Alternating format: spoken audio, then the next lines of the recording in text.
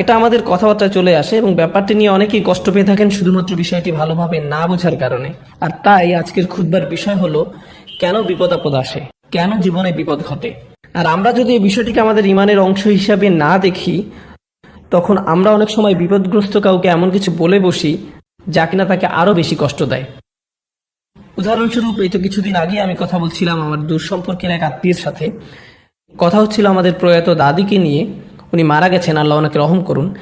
মারা যাওয়ার আগে উনি অনেক কষ্ট পেয়েছেন। তো আমাদের পরিবারের এক চাচাতো ভাইয়ের ধারণা হলো ওনার এই মৃত্যু কষ্ট পাওয়ার কারণ উনি যখন অল্প বয়সের ছিলেন তখন কোনো এক চাচি বা কারো একজনের সাথে ভীষণ খারাপ ব্যবহার করতেন, আর সেজন্যই আল্লাহ ওনাকে মৃত্যুর আগে কষ্টের মধ্যে দিয়ে নিয়েছেন। তারা এসব কথা ছলেই বলে, কথায় কথায় বলে ফেলে, কিন্তু আসলে প্রথমত বিষয়টি খুবই বেদনাদায়ক। আর কাউকে নিয়ে এমন কথা বলা কতটা ন্যায়সঙ্গত যে আল্লাহ অমুককে অমুক কারণে কষ্ট দিয়েছেন, বিশেষত এমন কাউকে নিয়ে যিনি ইতিমধ্যে মারা গেছেন। সত্যি বলতে আমি খেয়াল করে দেখলাম আমাদের পারস্পরিক কথাবার্তায় আমরা অহরহই এ ধরনের কথা বলে থাকি একজন আরেকজনকে। জানো কেন তোমার এমন হচ্ছে? কারণ আল্লাহ তোমার প্রতি নারাজ। এমনকি আমি অভিভাবকদেরকে সন্তানের সাথে এই ধরনের কথা ব্যবহার করতে দেখেছি। জানো তুমি কেন সিঁড়ি থেকে পড়ে গেলে? কারণ কালকে যে তোমাকে আমি নাস্তাটা শেষ করতে বলেছিলাম তুমি করোনি, আর এই জন্যই তুমি ব্যথা পেলে, কারণ তুমি কথা শোনোনি। এমনকি স্বামী স্ত্রীও পরস্পরকে এই ধরনের কথা ব্যবহার করে আক্রমণ করে, একজন আরেকজনকে কথা শোনায়। আর এই বিষয়গুলোই কিনা আমাদের ইমানের সাথে সংযুক্ত। তাই আমাদেরকে ঠিকমতো এবং খুব ভালোভাবে বিষয়টি বুঝতে হবে। তো আমি যখন বলছি বিপদ আপদ, শুধুমাত্র ছোটখাটো বিপদের কথা বলছি না, আমি ছোট বড় সব ধরনের বিপদ আপদ নিয়েই বলছি। আবার আমি শুধু সেসব ঘটনার কথা বলছি না যেগুলো আমাদের সাথে ব্যক্তিগতভাবে ঘটে থাকে। কারণ ব্যক্তিগতভাবে যেমন কারো আল্লাহ না করুক হয়তো কারো একটা গাড়ির দুর্ঘটনা ঘটলো, কারো হয়তো একটা দুরারোগ্য ব্যাধি হলো, কারো হয়তো প্রয়োজন পড়লো একটা অস্ত্রোপচারের, কারো হয়তো নিজ পরিবারের কাছের কেউ মারা গেল, কাউকে হয়তো শেষমেশ হাসপাতালে ভর্তি হতে হলো, অথবা কেউ চাকরি হারালো এবং অর্থকষ্টে নিপতিত হলো, অথবা কাউকে বাড়ি ছাড়তে হলো, হয়তো বন্ধক করা ছিল যেটা বাজেয়াপ্ত হয়ে গেছে, এরকম কিছু। এগুলো ছাড়াও আরো ব্যাপক পরিসরের ঝামেলা রয়েছে যেগুলোতে একটি সমাজ কিংবা একটা শহর আক্রান্ত হয়। যেমন বন্যার কবলে পড়লো একটা শহর আর পুরো শহরটা বিপর্যস্ত হয়ে গেল। একটা ভূমিকম্প হলো, শত শত হাজার হাজার জীবন বিপর্যস্ত হলো, অথবা দুই জাতির মধ্যে যুদ্ধ শুরু হলো কিংবা গৃহযুদ্ধ শুরু হয়ে গেল। আর যা কিনা ছিল একটা শান্তিময় পরিবেশ, হঠাৎ তা আপতিত হলো আগুনের মুখে, সম্পূর্ণ পুরে ছারখার হয়ে গেল। একদিন আগেও যেমন ছিল, পরের দিনে আপনি ঠিক সেই জায়গাটা চিনতে পারছেন না। কাজেই এরকম ঘটনা হতে পারে ব্যক্তিগত পর্যায়ের প্রাত্যহিক ব্যাপার, আবার হতে পারে আরো বড় পরিসরের। তো আমি শুরু করব ব্যক্তিগত পর্যায় থেকে, আর সম্ভবত এই খুতবায় আসলে এই পর্যায়টি নিয়ে কথা বলার সময় হবে। আর সেটাও বেশ গুরুত্বপূর্ণ, কারণ আমাদের নিত্য নৈমিত্তিক কথাবার্তাতেই অন্যদের কথা বাদই দিলাম, আমি মুসলমানদেরকে বলতে শুনেছি আমার নিজ কানেই, আমরা গাড়ি চালাচ্ছি, কোনো কারণে দেরি হয়ে গেছে, ব্যাস বলে ফেললাম আল্লাহ মনে হয় আজকে আমার সাথে খারাপ মেজাজে আছেন, এজন্য ঝামেলায় ফেলেছেন। জানি না কি এমন করলাম যে আল্লাহ আমাকে বারবার বিপদে ফেলছেন। মানুষ এইভাবে আল্লাহ সুবহানাহু ওয়া তাআলাকে নিয়ে পর্যন্তও কথা বলতে পারে। আপনি নিজে সকালে তাড়াতাড়ি উঠেননি, ভুল রাস্তায় গাড়ি উঠিয়েছেন, কেননা ঠিকমতো খবর শোনেননি যে রাস্তায় দুর্ঘটনা আগেই হয়েছিল, আর এখন কিনা যা যা ঘটলো সব দোষ আল্লাহ তাআলার। এই প্রসঙ্গে বলবো, প্রথমত বিষয়টা বেশ জটিল, দ্বিতীয়ত এ ব্যাপারে কোরআনে অসংখ্য আয়াত রয়েছে, আক্ষরিক অর্থেই ডজন খানেক আয়াত রয়েছে আল মুসিবাহ এই বিষয়টির উপরেই। আল মুসিবাহ এটি আসলে কি সে আলোচনায় আসছি। আমার মনে হয় বাংলা বা উর্দু ভাষাভাষীরা আন্দাজ করে নিয়েছেন শব্দটির মানে, যে এটা এক ধরনের দুর্যোগ বা ভয়ানক কিছু ঘটে যাওয়া। আরবিতে আমরা মোটামুটি এরকম কাছাকাছি অর্থে এই শব্দটি ব্যবহার করি, তবে প্রকৃতপক্ষে মুসিবাহ বলা হয় অনেক বড় মাপের বিপদ বা দুর্যোগের ক্ষেত্রে। মুসিবাহ শব্দটি এসেছে আরবি ভাষার আসাবাহ থেকে, আর আসাবাহ হলো কোনো একটা লক্ষ্যবস্তুকে আঘাত করা। যখন আপনি একটি লক্ষ্যবস্তুকে ঠিক মতো আঘাত করতে পারবেন, তখন লক্ষ্যবস্তুতে এই আঘাত করাটা, এই জায়গার মতো আঘাত করাটাকে বলা হয় সওয়াব। যার কারণেই অন্য আরেকটি শব্দ সঠিক, এর আরবি হলো সওয়াব, সহিহ। সঠিক লক্ষ্যে আঘাত করার ক্রিয়াটি হচ্ছে ইসাবা। এখন মুসিবা শব্দটি হলো কিছু একটা যা আপনাকে আঘাত করে, আর আঘাতটা একেবারে জায়গা মতো এসে। সুতরাং প্রথমত এই শব্দের প্রয়োগ হিসাবে আমরা আল্লাহ তাআলার কাছ থেকে যা শিখি তা হলো আমাদের অবস্থা বা আমাদের সাথে ঘটেছে এমন কিছু বর্ণনা দিতে গিয়ে কোনো একটা কিছু কারিসা, হাদিসা, ওয়াকিয়া, আমাদের সাথে একটা খারাপ কিছু হয়েছে, একটা অঘটন ঘটেছে, কিন্তু আল্লাহ অন্য শব্দগুলো তেমন প্রয়োগ না করে বেশিরভাগ সময় আল মুসিবাহ শব্দটি ব্যবহার করে থাকেন। কেননা আল্লাহ এটাই বুঝিয়ে দেন যে যে পর্যন্ত তার নির্ধারিত ভাগ্য সম্পৃক্ত, যে পর্যন্ত তার পরিকল্পনা জড়িত, ঘটে যাওয়া পুরো ব্যাপারটি তখন একটা ছুটে আসা তীরের মতো, যেটা আপনাকে লক্ষ্য করেই ছোড়া হয়েছে, আর যেটা অবধারিতভাবে একদম আপনার গায়ে এসেই বিঁধবে। কখন, কোথায়, কিভাবে, কত গভীরভাবে, কত খারাপভাবে এসে বিঁধবে সবকিছু নির্ধারিত হয়েছে। এটা একদম নিখুঁত নিশানা ছিল। এরপর আবার শব্দটি শেষে রয়েছে তা মারবুতা, যে জন্য আমরা মুসিবাহ উচ্চারণ করি, মুসিব না কিন্তু। আর শব্দের শেষে এই তা মারবুতা যোগ করে শব্দে আল হাদাস ধারণাটিকে সংশ্লিষ্ট করা হয়, যার মানে হলো প্রত্যেকটি ছোট ছোট ঘটনা বা প্রত্যেকটি ক্ষুদ্রাতি ক্ষুদ্র জিনিস। দেখুন আমি আপনি কিভাবে চিন্তা করি। উদাহরণস্বরূপ প্রথম যে জিনিসটা ঘটলো তা হলো অফিস যাওয়ার পথে গাড়ি নষ্ট হয়ে গেল, যার ফলে মিটিং এ দেরি হলো। তারপর এই দেরিতে পৌঁছানোর জের ধরে আমার চাকরিটা চলে গেল। আর তার ফল হলো আমার বিবাহ বিচ্ছেদ, এর থেকে এই ফল, এর থেকে এই ফল, এই থেকে এর ফল। এক ভাইয়ের সাথে একবার দেখা হলো, খুব বেশি দিন আগের কথা নয়, তার পাসপোর্ট সংক্রান্ত কিছু ঝামেলা চলছিল। সেই ঝামেলার ফলে সে তার পাসপোর্টটি হারিয়ে ফেলে, তার ফলস্বরূপ সে চাকরি হারায়। আর সেই সূত্র ধরে তার বউয়ের সাথে তার বাদানুবাদ ঘটে। তখন সে সবকিছুর জন্য দোষ দেয় পাসপোর্ট কোম্পানিকে, অথবা যে ভিসার কাজ করছে সেই কোম্পানিকে। তাদের কারণেই আমি চাকরি হারিয়েছি, আমার সবকিছু হারিয়েছি। এভাবে তারা সবকিছুকে এক সুতায় গেঁথে ফেলে। কর্ম এবং ফলাফল, কর্ম এবং ফলাফল, কর্ম এবং ফলাফল, সবকিছুরই অবতারণা কিনা ওই একটি জিনিস থেকে। আর আমরাও কিন্তু এগুলো থেকে মুক্ত নই। কিন্তু আল্লাহ তাআলা বলছেন এই সমস্ত বিপদের মধ্যে যে এক একটি বিপদ, এগুলো প্রত্যেকটি বিপদ পৃথক এবং একক। তাদের কোনোটি একে অপরের ফলস্বরূপ নয়, বরং তারা প্রত্যেকেই হলো আল্লাহ কর্তৃক নির্ধারিত প্রকল্পের ফল। আল্লাহ তাআলার ইচ্ছাতে এই ঘটনা প্রবাহের প্রতিটি ঘটনা এক এক করে ঘটছে। আবার এরকম অনেক মানুষই আছেন যাদের অবস্থা অনেকটা আপনার মতোই, কিন্তু তাদের সাথে এমনটি হয় না, তাদের ঘটনা প্রবাহ একরকম হয় না। আল্লাহ তাদের জন্য ভিন্ন কিছু নির্ধারণ করেছেন। তো তাহলে এটাই হলো আল মুসিবা শব্দটির প্রথম পাঠ, যে বিপদটি সুনির্দিষ্টভাবে আপনার জন্যই ধার্য। দুটো আয়াত, ডজন খানেকের মধ্যে অন্তত পক্ষে দুটো আয়াত রয়েছে যা কিনা কোনো অবস্থাতেই আমাদের ভুলে যাওয়া উচিত নয়। মুসিবাহ শব্দটি প্রসঙ্গে আল্লাহ তাআলা সর্বপ্রথম বলেছেন সূরা বাকারাতে, যে আয়াতগুলো আমি আগেই তেলাওয়াত করেছি, অভিনন্দন জানাও ধৈর্যশীলদের। কি অদ্ভুত ভাষাই না আল্লাহ তাআলা ব্যবহার করে থাকেন। যখন আপনার কিংবা আমার কোনো একটা কঠিন সময় এসে পড়ে, তখন আমাদের ধৈর্য ধারণ করা কর্তব্য। সুখের সময় তো ধৈর্য ধারণের প্রশ্ন আসে না, কিন্তু আপনার ধৈর্য ধারণের দরকার যখন কিনা আপনি বিপর্যস্ত, যখন কিছু একটা সমস্যা হয়, যখন খারাপ কিছু ঘটে। আপনার গ্রাজুয়েশন করার কথা ছিল, আল্লাহ বিলম্বিত করলেন, আপনি একটা ক্লাসে পাশ করতে পারলেন না, এখন আপনাকে কিছুটা ধৈর্য ধরতে হবে। আপনি অসুস্থ হয়ে পড়লেন, আপনাকে ধৈর্য ধরতে হবে। কোনো একটা খারাপ কিছু ঘটলেই আপনাকে ধৈর্য ধরতে হবে। এখন আপনারাই বলেন, আপনি যখন নিজেরা কথা বলি, কেউ একজন হয়তো এমন একটা কঠিন অবস্থার সম্মুখীন হলো যখন ধৈর্য ধরা ছাড়া পথ নাই, মনে করুন একই অবস্থায় আপনি আমি, সেই মুহূর্তে আপনার আমার জন্য একমাত্র পরামর্শ হলো ধৈর্য ধারণ করা। এখন এই অবস্থায় কি কেউ এই ব্যক্তিকে বলবে যে আপনাকে অভিনন্দন? দেখুন এর কি কোনো মানে হয়? কিছুই তো বোঝা যাচ্ছে না। ভাই আমার মনে হচ্ছে আপনি দুঃসময়ে আছেন, আমি দোয়া করি আল্লাহ আপনাকে আরো ধৈর্য দান করুন। আপনি এই অবস্থায় কারোর সাথে হেসে কথা বলবেন না বা তাকে অভিনন্দনও জানাবেন না। সাধারণত আপনি কখন কাউকে অভিনন্দন জানান?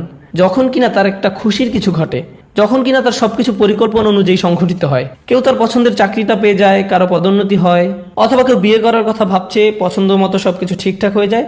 এমন আনন্দের মুহূর্তগুলোতেই আমরা অভিনন্দন জানাই। অথচ আল্লাহ পাক কি বলছেন? তিনি বলছেন যারা ধৈর্য ধরে আছে তাদের অভিনন্দন জানাও। সুবহানাল্লাহ। কেন? কারণ একজন মুমিনের দৃষ্টিভঙ্গিই হবে আলাদা। হয়তো যেই বিপদের মাঝে দিয়ে আপনি যাচ্ছেন, পুরো ঘটনাটার উদ্দেশ্যই একটা, যাতে আপনি ধৈর্য ধারণ করতে পারেন। আর যদি আপনি ধৈর্য ধারণ করতে পারেন, তখনই আপনি অভিনন্দন পাওয়ার যোগ্য। আমরা ভাবি আমাদের লক্ষ্য এই দুনিয়ার একটি বিশেষ জিনিস পাওয়া, হয়তো আমার লক্ষ্য ওই চাকরির পাওয়া অথবা কিছু বিক্রি করা, কিন্তু হয়তো আল্লাহ পাকের কাছে সত্যিকারের লক্ষ্য হলো যে আমরা ধৈর্য ধরতে শিখবো। এটা আর সব লক্ষ্যের চেয়ে বড়। সুবহানাল্লাহ। আর যদি আপনি ওই লক্ষ্যে পৌঁছে যান, তাহলেই আপনি অভিনন্দন পাওয়ার যোগ্য। আমাদের মনে নানা বিষয় রয়েছে যা আমরা মনে করি বাস্তবায়ন করতে হবে, অথচ আল্লাহ পাক বলেন এর চেয়ে অনেক মূল্যবান জিনিস রয়েছে। যদি তোমরা সেই লক্ষ্য অর্জন করতে পারো, যার মূল্য ঠিক তোমরা বুঝতে পারোনি, আমি তোমাদের জানাচ্ছি সেটা কতটা মূল্যবান, সেটা অভিনন্দন পাওয়ার যোগ্য। এর মূল্য হলো এটা অভিনন্দন পাওয়ার যোগ্য। এই অভিনন্দন জানানোর পরপরই আল্লাহ পাক বলেন, আল্লাযীনা ইযা আসাবাতহুম মুসিবাতুন ক্বালু ইন্না লিল্লাহি ওয়া ইন্না ইলাইহি রাজিউন। কোন ধৈর্যশীল ব্যক্তিদের জন্য এই অভিনন্দন? যখন একটি নির্দিষ্ট বিপর্যয় তাদের আঘাত করে, যে কথাটি প্রথমেই তাদের মুখে চলে আসে, ক্বালু, তারা বলে। এমনকি ফাকালুও নয়, সুম্মা ক্বালুও নয়।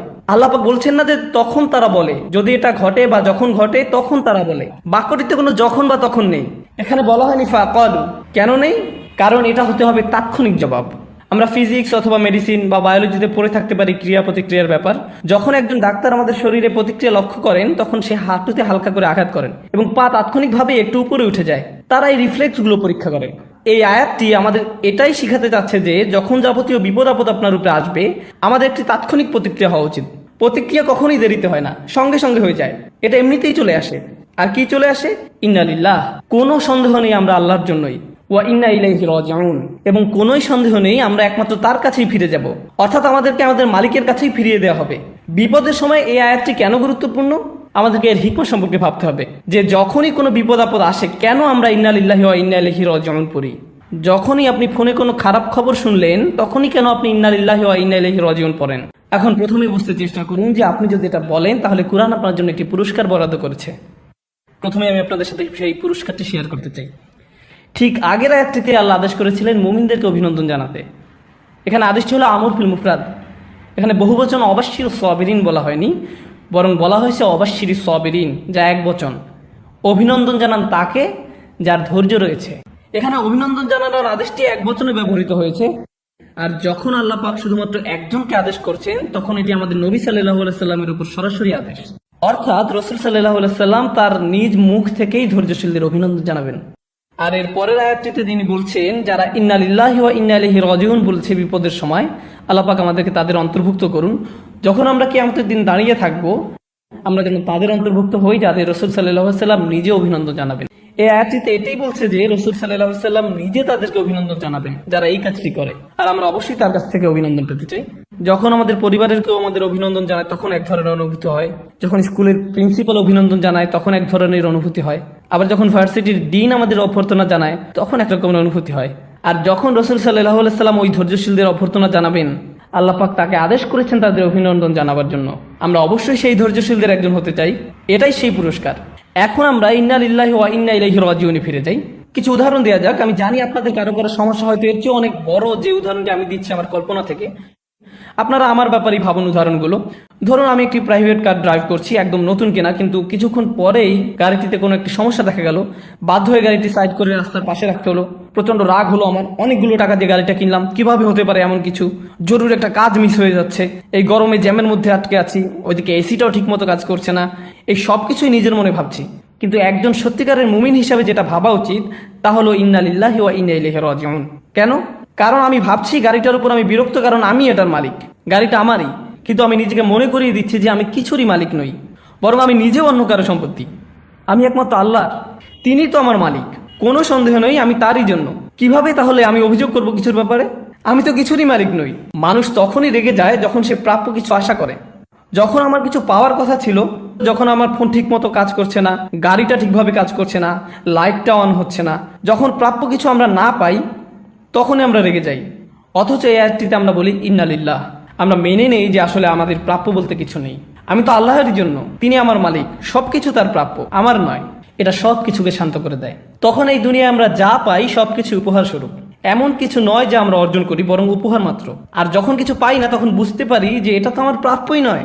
আমরা আমাদের হাতকে খুব স্বাভাবিক কিছু মনে করি, আমাদের চোখকেও তেমনি স্বাভাবিক কিছু মনে করি, আমাদের নাককেও খুব স্বাভাবিক কিছু মনে করি, আমাদের জিহ্বাকে স্বাভাবিক কিছু মনে করি। আমি যে আপনাদের সামনে দাঁড়িয়ে কথা বলছি, আমি যে আপনাদের সাথে কথা বলতে পারছি, সব কিছুকে আমরা একদম স্বাভাবিক কিছু বলে মনে করি। কিন্তু এই জিহ্বার মালিক আমি নই, আমি তো কাউকে এর জন্য টাকা দেইনি, একমাত্র আল্লাহ পাকই এটির মালিক।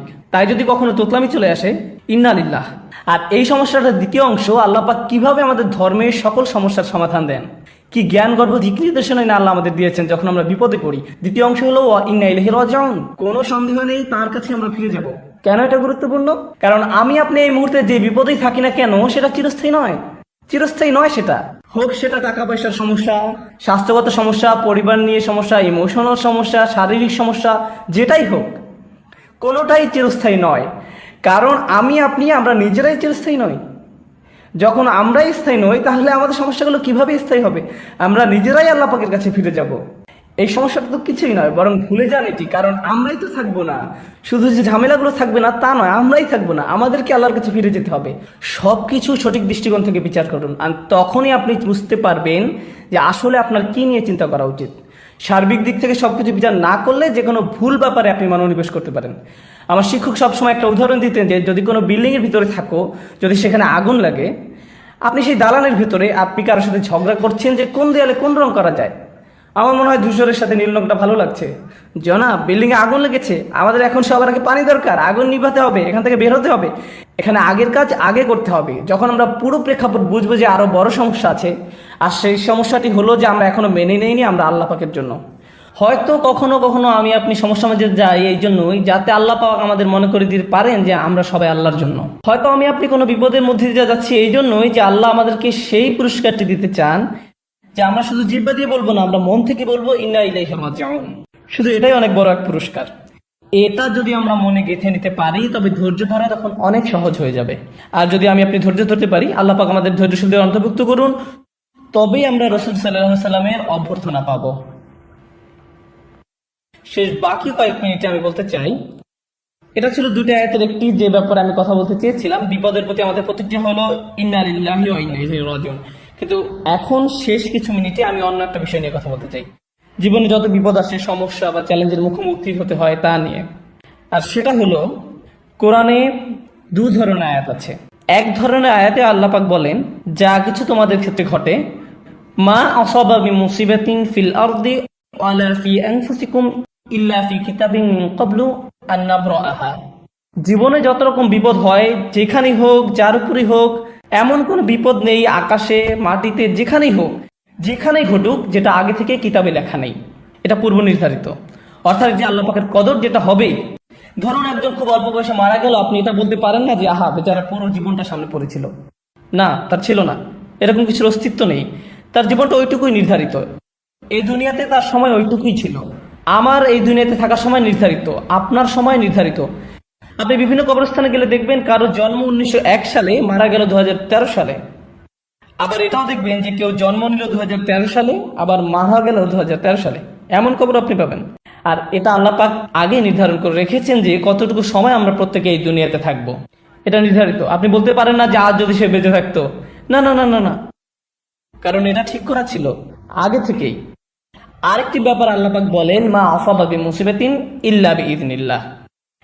আল্লাহ পাকের অনুমতি ব্যতীত কোনো বিপদ আপদ তোমাদের উপর পড়ে না, আল্লাহর অনুমতি ব্যতীত, আল্লাহর অনুমতি ব্যতীত। আর সত্যিকারের ইমানদারদের দিকে তাকান, তারা কি দারুণ কথাই না বলে, কুল লা ইউসিবানা ইল্লা মা কাতাবাল্লাহু লানা হুয়া মাওলানা। এটা অবিশ্বাস্য। বিশ্বাসীদের বলতে হলো, আমাদের উপর কোনো বিপদ আপত্তি হয় না তা ব্যতীত যা আল্লাহ আমাদের জন্য লিখে রেখেছেন। তারা বলতে পারতো যে আল্লাহ পাক যা আমাদের বিপদে লিখে রেখেছেন, কারণ আমরা যখন বিপদ আপদের কথা ভাবি তখন আমরা ভাবি এগুলো আমাদের বিরুদ্ধে আসছে। কিন্তু আয়াতটি বলছে, মা কাতাবাল্লাহু লানা, আমাদের জন্য যা লিখে রেখেছে, হুয়া মাওলানা, আল্লাহ আমাদের অভিভাবক। আল্লাহ বিশ্বাসীদেরকে শেখাচ্ছেন যে যখন বিপদ আপদ আসে, এগুলো আমাদের বিরুদ্ধে লেখা নয়, বরং আমাদের জন্যই লেখা। আয়াতে বলা হয়েছে আমাদের জন্য। আর এভাবে একজন বিশ্বাসীকে ভাবতে হবে বিপদ আপদ নিয়ে, যে এটা তার জন্যই।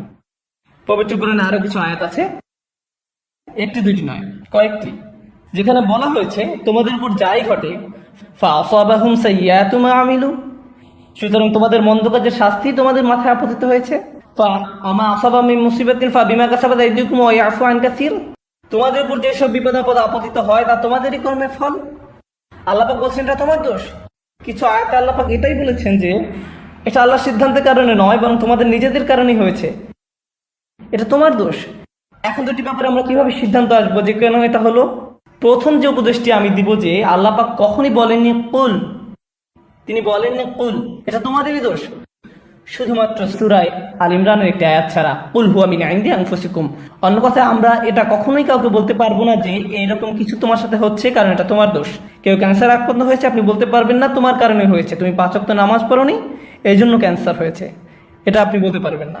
আবার অন্যদিকে ওহুদের যুদ্ধে রাসূল সাল্লাল্লাহু আলাইহি ওয়াসাল্লামকে বলা হয়েছিল, তাদের বলো যে এটা তোমাদেরই ভুলের কারণে। যখন বিশ্বাস জিজ্ঞেস করলো কেন এমন হলো, কিভাবে হলো, তাদের বলো তোমাদেরই কারণে।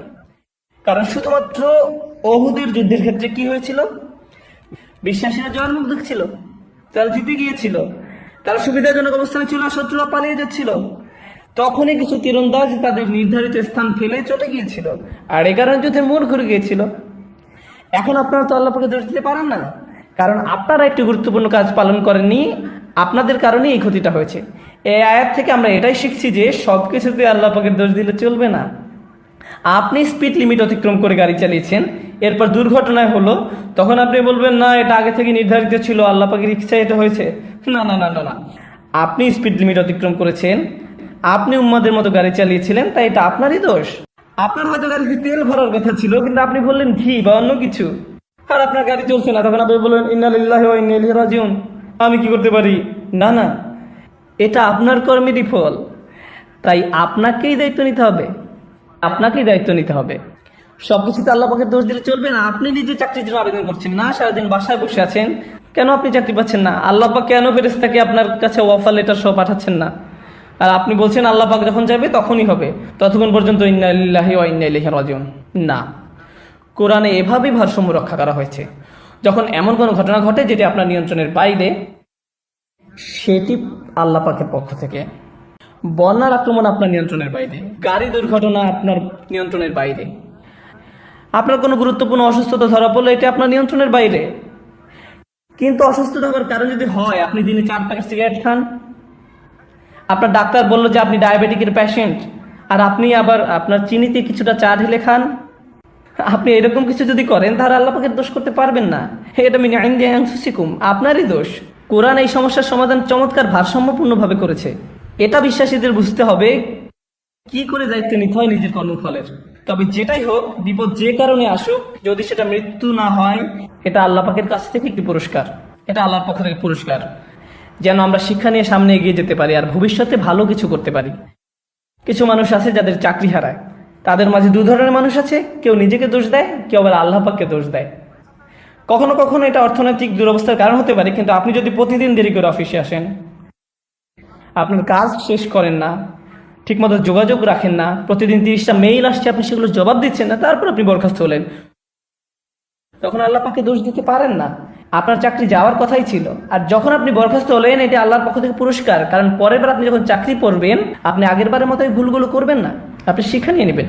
মাঝে মাঝে আমাদের বিপদগুলো আমাদের আগের চেয়ে ভালো মানুষের পরিবর্তন করে, ভালো বিশ্বাসীতে তৈরি করে, মানসিকভাবে আমাদের শক্ত করে, আরো দায়িত্ববান করে তোলে। এখন পুরোটার একটা সারমর্ম ওই শেষ কিছু মিনিটে দেওয়ার চেষ্টা করব। প্রথমত, যখনই কোনো বিপদ আপদ আসবে, আপনার জবানকে শিক্ষা দিন যেন সেটা বলে ইন্না লিল্লাহি ওয়া ইন্না ইলাইহি রাজিউন। দ্বিতীয়ত, অন্য কাউকে এটা বলবেন না যে তার এই বিপদ পড়েছে আল্লাহ পাকের কারণেই। কাউকে এমন কিছু বলবেন না। আপনি যদি কাউকে এগুলো বলতে চান, কারো কথা ভাবার আগে নিজের কথা ভাবুন। অদৃশ্য থেকে যা হলো, আল্লাহ পাকের কাছ থেকে যা হলো, সে ব্যাপারে আপনি এই সিদ্ধান্তে উপনীত হতে পারেন না যে আল্লাহ এটা কেন করেছেন। আল্লাহ পাক আপনার কাছে ব্যাখ্যা উপস্থাপন করেননি যে কেন তিনি এটা করেছেন, আপনাকে সে অনুমতি দেওয়া হয় নাই। আর আমাদের নিজেদের জন্য আমাদেরকে এই পার্থক্যটা করতে হবে যে যখন আমাদের নিয়ন্ত্রণের বাইরে কিছু ঘটে, তখন আমরা বলবো ইন্না লিল্লাহি ওয়া ইন্না ইলাইহি রাজিউন। আর যখন আমাদের নিয়ন্ত্রণে কিছু ঘটবে আমাদের সাধ্যের মাঝেই, তখন আমরা আমাদের দোষ স্বীকার করতে হবে, আমরা নিজেরাই ভুল করেছি, আমাদের ভালো করা উচিত ছিল, এটা আমাদের কৃতকর্মেরই ফল। আল্লাহ পাক আমাদেরকে দায়িত্ববান মুসলিম হওয়ার তৌফিক দান করুন। বিশেষ করে আমরা যে কথাবার্তাগুলো বলি তাতে আল্লাহ তাআলা আমাদের অন্তর্ভুক্ত করুন তাদের যারা নবী সাল্লাল্লাহু আলাইহি ওয়াসাল্লামের অভিনন্দন পাবেন ধৈর্যশীল হিসেবে। আমাদের তিনি ইন্না লিল্লাহি ওয়া ইন্না ইলাইহি রাজিউন বলার তৌফিক দান করুন। আমাদের মুখ দিয়ে এবং মন দিয়ে যখনই কোনো বিপদ আপদে আমরা পড়বো, আল্লাহ পাক আমাদের অন্তরকে শক্তিশালী করে দিন, আমাদের অন্তর্ভুক্ত করে দিন যারা এই দুনিয়ার সকল পরীক্ষায় ধৈর্যের সাথে অতিক্রম করে যান। আল্লাহ তাআলা আমাদেরকে তাদের অন্তর্ভুক্ত করুন যারা সকল পরীক্ষা উত্তীর্ণ। কিয়ামতের দিন তার সাথে সাক্ষাতের সময় যেন আমাদের বক্ষ আলোকিত থাকে এবং ডান হাত থেকে আলো বিচ্ছুরিত হয়।